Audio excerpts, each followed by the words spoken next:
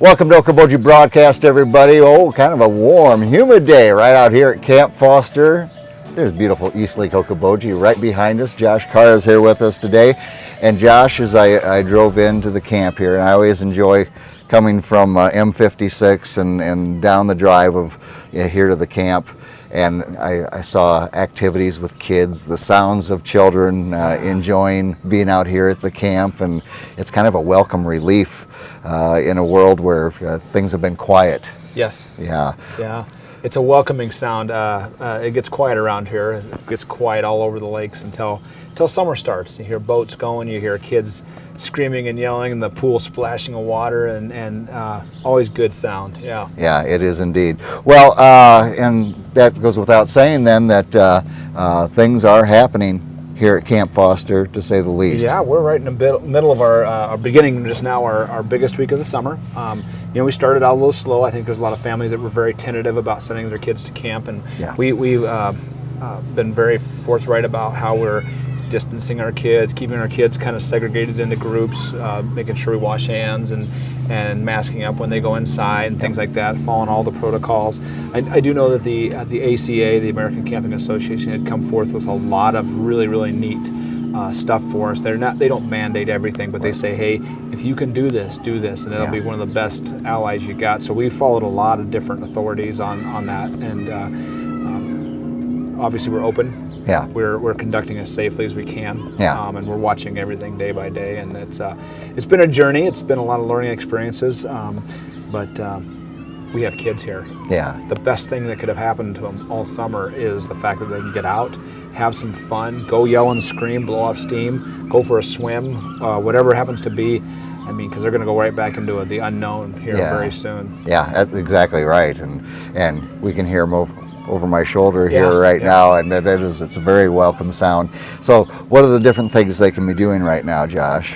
Well, at summer camp right now, we were running our day camp. Our overnight camp got canceled. Right. And so for day camp, we did get our pool open with their waterfront activities. They're able to play group games. But then after each one of those activities, there may be a ball that they use for the game Gaga Ball. That ball goes and gets set off aside, gets cleaned overnight, and so that one group uses that ball. All the equipment like kayaks and stand-up paddle boards and the canoes, they all get washed down after every use. Our climbing tower and climbing wall, we have an idea on how to take care of that every day. I mean, whether it be setting for 72 hours or more, or actually scrub down. It's kind of fun to see them scrub the climbing wall. As they come streaming down the wall, they're using a mop and washing down every handhold. It's what we need to do to keep people, confident that we're doing the right thing, and also to keep kids safe. Yeah, and let's face it, out here at camp, how many acres here at the camp? 214. 214. Yeah. I should remember that, but I didn't. But that's a lot of opportunity to be separate from people. There's no feeling confined or too close to people. No matter what the activity is, you can keep them apart easily. Certainly. We normally on a typical summer, we have about 350 kids sharing that 214 acres.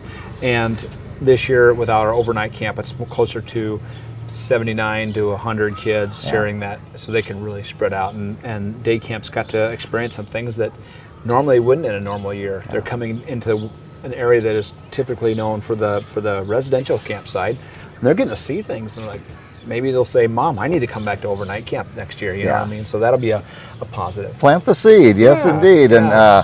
And so if people want to, and I've always thought of day camp, it's such a great opportunity, whether it's our locals, and of course, we get our visitors here, and sometimes the kids come stay with Grandma and Grandpa, or you come as a family, and folks want to go out and maybe golf or do something, and what can the kids do while we're doing this, and it gives everybody a break, and the kids certainly enjoy it. How do you get involved in day camp and so forth, Josh? You just give us a call, or when you're ready to register and you know what you really want to do, go online. You set up an account basically to be a camper, and that would always be your portal, if you will, and that's where you go in, get signed up, get all your registration taken care of, then you're a camper. And pick a week, pick maybe a certain stream, maybe you want to do more horseback riding, you could pick that.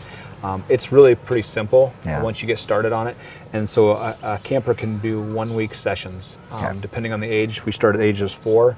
And we actually next week we open some stuff up for some teenagers next week as Okay. well, because we knew the teenagers needed this too. And day camp's not normally adjusted for teenagers, Right. but this year we're making some exceptions, and we know we had some teenagers that are dying to come back to camp. So we said, hey, we'll open it up. We'll open some of our more teen-oriented programs, Yeah. like some of the ones like stand-up paddle boards and, Yeah. and some of the climbing elements and stuff that we want the older kids to experience. Let's look ahead to fall here. You know, here we are mid-July already. It seems like it's flown by as always. But as we look forward to fall, what do we see for changes and maybe things you're going to be doing? You know, camp and the YMCA, we're an organization that wants to serve our community where they need us. We are open to discussion with all kinds of different outfits, whether it be schools, churches, professional organizations. Hey, we're your place to come out and do a retreat. We're come out and have a conference out here. We're working, possibly talking to some of the schools. Like, could we provide some spaces for schools to come out and maybe use this as an educational classroom? Right. And we have heated buildings. We have big, large, open buildings that you could spread out your desks. We have the best classroom in the world. Yeah, out here, you right know. here, yes. And so we have some options. We also have done a really good job over the years serving school groups that want to come out for field trips.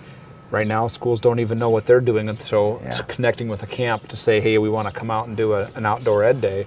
Well, they're still in the I don't know phase. So we're kind of in that I don't know phase. So we're reaching out to many different entities and saying, hey, let's partner on some things, because where do you need us to be? Yeah. And that's usually where we adjust to be. Well, and I know whatever it is, as the plans start coming into some sort of form of that's something we can recognize, whatever's done out here at the camp will be done safely with guidelines to keep everybody safe. Certainly. And so also important, but the experience of camp that I hear the kids having right now, Josh, is so important. And thank you to your staff, and saw a lot of them as I was driving in here working with the kids, and that experience is something, as you know, stays with you for a lifetime. Yeah.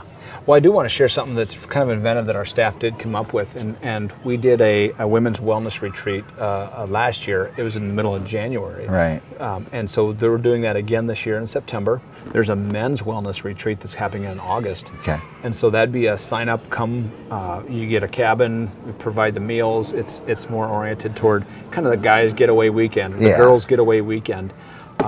But as this fall comes, we'll see how those things play out, of course. But we get people signed up for those things. It'll be really kind of a fun time just to get away. And like you said earlier, 100% right. We're gonna run all those, check all those risks. We're gonna mitigate, the fancy word mitigate. We're gonna reduce any type of exposure opportunities we have, and play it safe on all fronts, you know. And people can, get on the website. You're very good at stuff on Facebook being posted, Camp Foster, and just stay abreast of that. And you can contact through the website or a phone call, whatever it is. And certainly, and as things come out and say, hey, I'd like to take advantage of that, and answer any questions you might have for Josh. Be happy. He's a good talker. Yeah. We're actually holding a graduation out here. Are you really? This weekend, yeah. So there's still people looking for places to go and for things to do, and if you can get away from town or get away from the hot spots that are kind of maybe particularly more on the risky side, check us out. We got all kinds of buildings and activities and options. So call us. Yeah. We can help you with what you need, or I'm happy to point you in the right direction. If there's something that's better for your community project, I can always help you out. And of course, anybody at the YMCA is always very helpful to help you find what you need. Yeah, that's part of the mission of the YMCA and Camp Foster, being there for people. So we appreciate it. All right, Josh, I appreciate you taking time with me, my friend. Jeff, thank you for having me today. Oh, it's more. Come out I anytime. get to come out to camp. Nothing wrong with that. Anytime. All right, Josh Carr here with us, and we're going to bring in CEO of the Bedell Family YMCA, Andrew Fisher. All right, now we've got CEO of the Bedell Family YMCA, Andrew Fisher's here with us, enjoying a little camp time, as well as Josh and I. So good to see you, my friend. Absolutely, love this beautiful setting here. Nice day, especially after a Saturday. We're thankful for anything other than that at this point. So cloud cover sometimes feels kind of good, doesn't it? Absolutely, yeah. No, it's great. Thanks for being here, Jeff. Oh, it's my pleasure. Let's talk about some of the other things coming up with at the Bedell Y, and in a relationship to event you're going to have here at Camp Foster as well. Absolutely, and I know Josh had talked with you a little bit about all the things that are happening in Camp Foster this summer and what we're still doing. Yeah, Bedell Family YMCA has been open now for a little over 2 months, Yeah. and continually adding in programs, services, extension of hours starting here this past month. And so, yeah, we have a lot of things that are happening right now. We have some fitness classes that are happening early morning in terms of fee-based classes. The HIT programs are started back up at 6 a.m. We do have a slate of fitness classes that go along with your membership that are going on right now as well. Swimming is wide open. We have lap swimming that you can reserve, play area in the pool that you can also reserve. The whirlpool is open for use.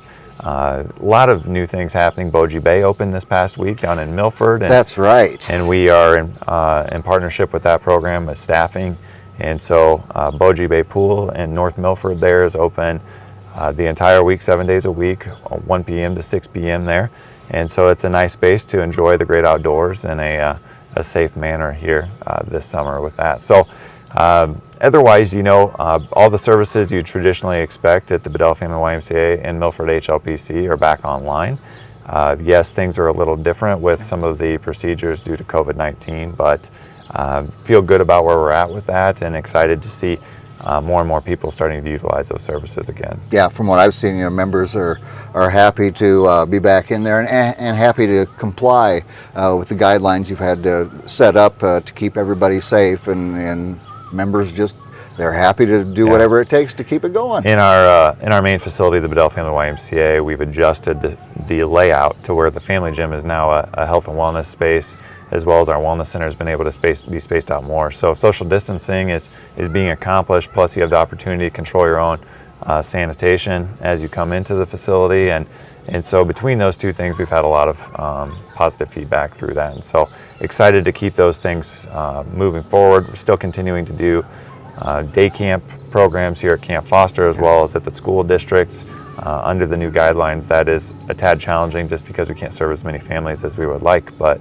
I'm still excited to be able to offer the opportunity. Yeah. And I like to remind people just how important their membership to the Bedell Y is. And I know during the the lockdown itself, some people kind of backed away and maybe were cautious about redoing but with all the guidelines that you've set in place successfully, if people have been members and are looking to come back, it's a great time and it's a safe environment. Absolutely, and we would welcome anybody that has concern on those or looking to come back. Please reach out to us. We'd love to show you what we're doing, make you feel comfortable with that kind of decision. And with that too, yes, our membership is valuable to us as an organization financially. Our programs and services have been cut drastically due to COVID, and because of that, we're asking for support from individuals through your membership, as well as if you have the ability to support us through your donations. As we had talked at the beginning of the month, the Muskie Family Foundation had made a commitment of a $100,000 matching campaign for this month, and so we still have 11 days left in the month. We would love to continue to push that number past that $100,000 mark, and so we're accepting donations. You can go to our website, which is okobojiyMCA.com, or you can visit campfosterymca.com, or visit us at any of the facilities, and we can work with you on understanding how to contribute to that matching campaign. And so we're very grateful to the Muskie family for putting that challenge out there, and especially grateful to our community, our camper community, that is supporting those things to help us through such a difficult time. Yeah, and I know that I had just pretty much gotten this broadcast going. You were on my first interviews, and we were talking about at that time Strong Kids event was coming up there in the first part of April. Yeah, and we know what happened there. Yeah, but you're changing things up, and you're moving forward with opportunity to give to the Y and the camp again. Exactly, and so we talked early March, I believe it was, and things changed. We were supposed to have an event for April 3rd, as we do annually for our annual campaign event, which goes towards supporting scholarships and programs here at Camp Foster, as well as the Bedell Family YMCA, and supports the YMCA of the Okobojis. And because of COVID, we weren't able to hold that event, and so we have transitioned now to holding an event here at Camp Foster on July 31st. We're calling it Unleash Your Inner Child. And really what we're looking at doing is inviting adults out to camp to have an experience at camp similar to what your children or your grandchildren would have the opportunity to do.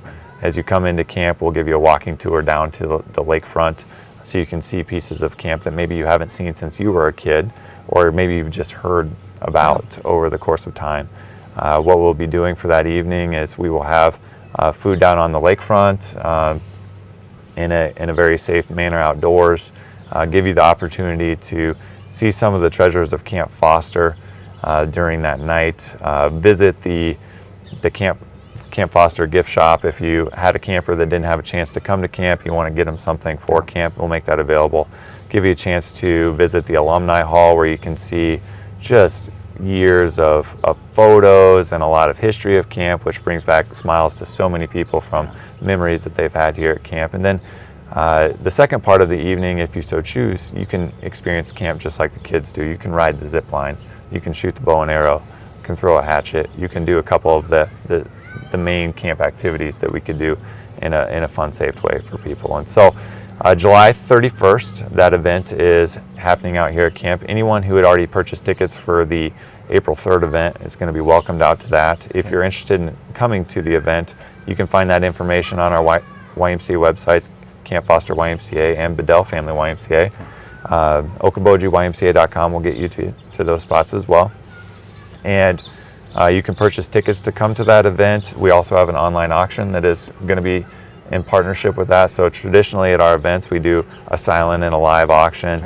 We will just be doing an online auction for this, and it's already up and going, and so you can find out that information at our websites as well. And I always like to thank the people that donate to those the items that they give for the online auctions or the silent auctions and so forth. Absolutely. They've always been so supportive of the Y and the camp, and you know, the mission continues, and the mission is just and wonderful, and so we want to make sure that it continues to the best of its ability here in the Iowa Great Lakes, and you guys are doing a fantastic job, Andrew. You know, absolutely. I mean, COVID-19 has been a challenge on everybody, and we're happy that we can still serve in a unique way for this year.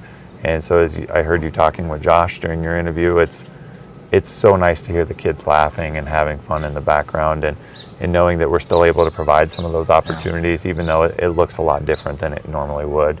And so I appreciate you doing what you're doing for us, Jeff, and just want to lastly say thank you to everybody for all your support this year through things. And if you have questions about anything we discussed, feel free to reach out to us at any of the facilities or at Camp Foster. Very good. My friend, I thank you for taking time with me again. Yes, no, thank you, Jeff. All right, Andrew Fisher, of course, Josh Carr here from Camp Foster and the Bedell Family YMCA.